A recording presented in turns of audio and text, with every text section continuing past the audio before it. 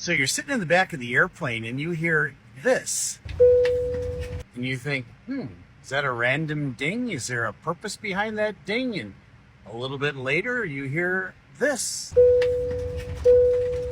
There's that ding again. It happened a second time. Is there a rhyme or a reason? Well, the answer is yes. I chime the flight attendants 3 separate times during the flight on purpose. The first time is as we're taxiing out, and you'll hear the announcement, flight attendants, prepare for departure. Shortly after that, I'm cleared for takeoff. When I'm cleared to go onto the runway and take off, I turn that no smoking sign on and off, and I give them a ding. That's their final warning. Take a seat. We're about to take off.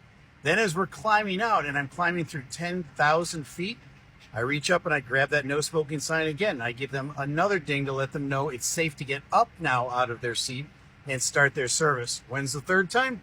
After that PA on descent, when I say flight attendants prepare for landing, as we're coming back down through 10,000 feet, I ding them one more time.